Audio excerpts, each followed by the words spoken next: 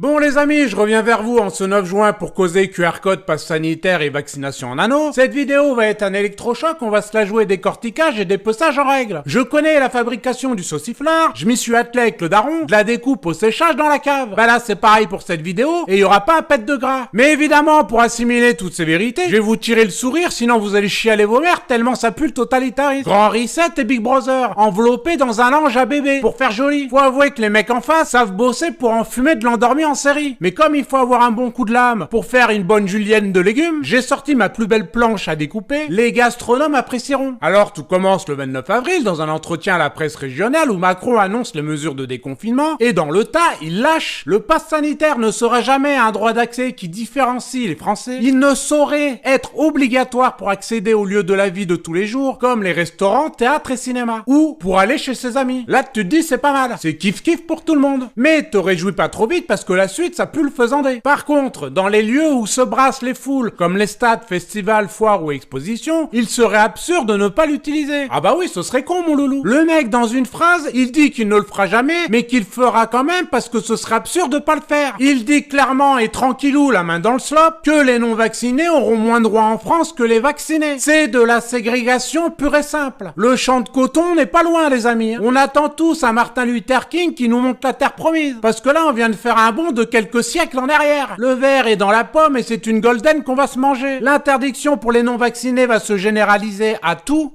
Ils vont y aller crescendo, c'est le plan les amis. Évidemment, taquin comme je suis, je monte le communiqué du président à Madame Marcel. Et il faut avouer qu'au niveau compréhension de texte, elle est calée la tulipe. Après lecture, Macron a eu le droit à un ravalement de façade, à lui a refait le crépi à la truelle. Là on est sur de la maçonnerie apparente, en pierre de taille. Tous les joints à la chaux. Niveau étanchéité, ça bougera pas de 50 ans. C'est de l'artisanat. Ensuite, elle te le voit sur CNews en train de prendre un kawa et Castex, et elle me demande où c'est qu'ils sont. Moi j'ai compris qu'elle voulait y faire un tour. Commence à la connaître. Je lui ai dit non, ça sent la clé de bras. Détends-toi chérie, je m'en occupe dans mon 4x4-2. Ça la détend les 4x4-2, c'est thérapeutique. Mais bon, on n'est pas à l'abri d'un remake de Rosa Parks à la sauce Madame Marcel. C'est une auvergnate pure souche la petite dame. Va donc l'empêcher d'aller dans un resto bouffer sa truffade. Si tu crois avoir le courage de t'interposer, elle va te faire voyager sans le pass sanitaire, en première classe et c'est moi qui conduis le coucou. Donc attends-toi à des turbulences. Bon, au départ c'est mignon le petit QR code. Hein. Tu te dis que s'il faut juste se scanner cette merde pour descendre un demi chez Lulu avec les copains, on va pas y aller en reculant. Bref,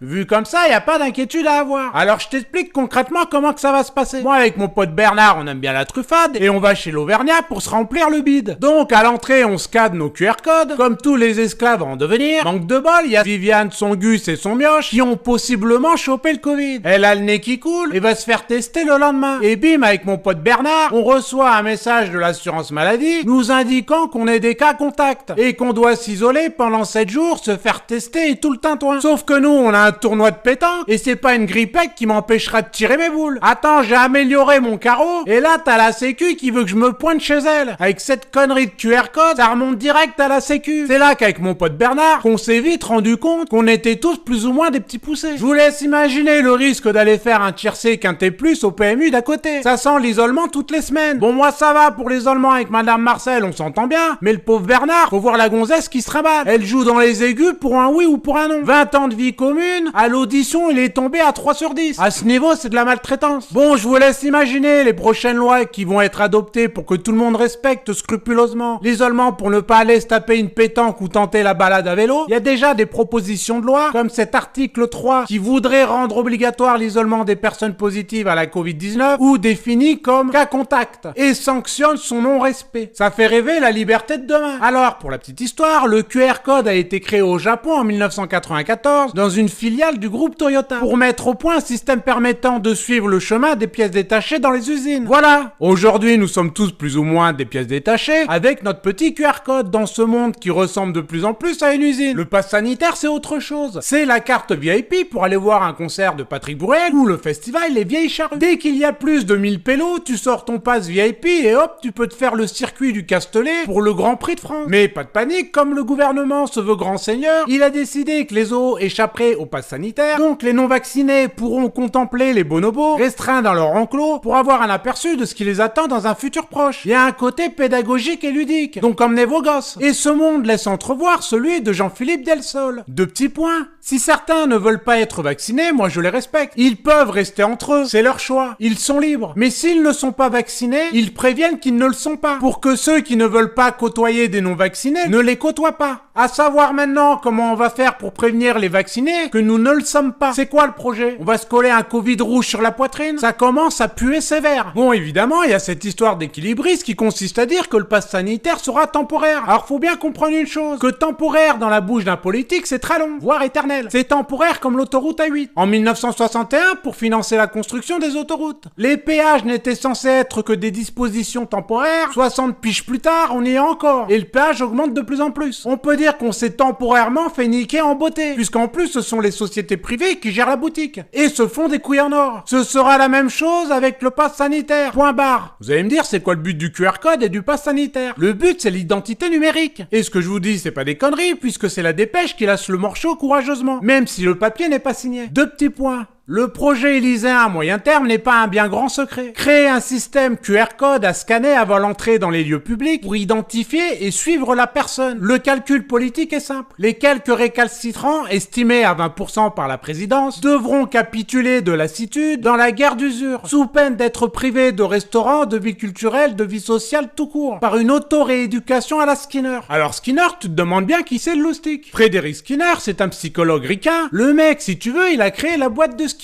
Et dedans, il a mis un rat. Bon, à l'échelle mondiale, les rats, c'est nous, hein, vous avez compris. Et dans la boîte, il y a un haut-parleur, un levier, des lumières, un distributeur de bouffe et un plancher électrifiable. Si tu veux, c'est une sorte de boîte sadomasochiste qui va permettre de façonner le comportement du rat par du renforcement positif et négatif et des punitions positives et négatives. En gros, tu mets ton masque et tu te vaccines, comme ça t'as le droit à ton pass sanitaire, mais tu gardes ton masque malgré la vaccination et tu fermes ta gueule. Sinon, t'as aussi le droit à ton QR code qui ne te permet pas de tout faire, mais rien n'est perdu, tu peux t'améliorer. Vous comprenez? Et comme les mecs ont des idées toutes droites sorties des ténèbres, quoi de plus normal que de causer de la fameuse vaccination en anneau? Alors qu'est-ce que c'est que ce truc? Bah écoute, on a cette petite fiche gouvernementale qui n'intéresse malheureusement pas les médias mainstream, intitulée Conseil d'orientation de la stratégie vaccinale du 7 mai 2021. Vaccination en anneau. Cet avis répond à une saisine du 4 mai 2021 par le directeur général de la santé. Alors c'est pas noté, mais le directeur général de la santé, c'est Jérôme Salomon. À partir de là, je pense qu'on est tous d'accord que quand tu vois le nom de Salomon, ça sent pas bon. Moi, je suis encore traumatisé de voir défiler le nombre de morts tous les soirs en plein confinement. Le personnage est flippant. Bon après, faut avouer que ça lui va bien. Il est d'accord. Ça, on peut pas lui enlever ce talent. Mais bon, quand il est dans les parages, tu sens que c'est pas pour t'annoncer une augmentation salariale ou une ristourne sur le compteur Linky. Et là, tu te dis, qu'est-ce qui nous a pondu le Salomon? Grosso merdo, c'est ça. 2 petits points. Si une personne est porteuse du Covid, hop, une enquête permet de déterminer les personnes qu'elle a côtoyées, ainsi que les personnes qui ont côtoyé ces dernières. À cette allure, t'as vite fait de faire le tour du village. Mais passons. Et à ce moment-là, toutes ces personnes doivent être obligatoirement vaccinées. Et si elles refusent, elles seront soumises d'office à une quarantaine stricte et surveillée. Et c'est là tout l'avantage du traçage QR code, passe sanitaire. Ils pourront savoir qui a côtoyé qui, quand et comment. Tu comprends? Ah ben c'est propre, hein. Les mecs, quand ils bossent, c'est du 3-8, hein. Forcément, le résultat en bout de chaîne, il est là. On n'est pas sur un chantier à côtoyer le pack de bière ici. Préparer l'esclavage de l'humanité, ça demande un savoir diabolique de tous les instants. C'est la nouvelle démocratie. Ils te laissent le choix entre la vaccination, 2 ou 3 doses, ou la mise en détention. T'as le choix de pas trop avoir le choix. Evelyne Thomas, c'est terminé. C'est chiant, mais c'est comme ça. Alors, comme dans tout projet, il y a des expériences, et les heureux élus seront les personnes travaillant ou résidant dans les collectivités, et pas d'établissements pour personnes handicapées, établissements hospitaliers, foyers de travailleurs migrants, internats, établissements pénitentiaires, abattoirs. Tu remarqueras que ça se termine avec les abattoirs et les 3 petits points. Ça, c'est la petite touche personnelle de Salomon. Quel coquin celui-là. Mais tout ça, c'est flippant. Alors, petite parenthèse, si t'es venu chercher de la pommade dans cette vidéo, frérot, t'es pas à la bonne adresse. Faut aller du côté de McFly et Carlito. Moi, je te place la vérité entre 2 vannes, comme on place une endive dans la crème fraîche, sinon tu la bouffes pas. C'est du sur-mesure, mon ami. En attendant, il faut comprendre une chose, c'est que Macron disait être en guerre, c'est contre nous, les résistants, les éveillés. À nous de faire les médias, ou de leur dire leurs 4 vérités, comme Richard Boutry sur TPMP. Moment magnifique, on en conviendra. Le Laurent Alexandre a fait une descente d'organes devant un Boutry méconnaissable. J'y ai vu Mel Gibson dans Brevard, la peinture en moins sur la gueule. Silence de mort sur le plateau, de peur de se prendre une mandale dans la tronche. La sainte colère fait son petit bout de chemin et amorce notre délivrance. Vas-y Richard, pète-leur la gueule. Ça va nous aider à sortir de cette folie, car aujourd'hui, tu te fais pas vacciner parce que t'as peur du Covid, mais pour te bronzer le fion sur une plage de la Martinique. Je peux comprendre que c'est tentant. On a tous entendu des collègues ou la famille nous dire « je vais me faire vacciner pour partir en Espagne ou autre part ». Comprenez bien que Macron pense que vous allez rester là sans rien branler à attendre que ça passe. Vous soumettre à l'esclavage et livrer vos gosses. Alors, je sais pas vous, mais moi l'idée me plaît pas trop. Du coup, on va continuer le combat, multiplier les interviews, celle de Pierre Jovanovic pour le livre de Philippe Aymar,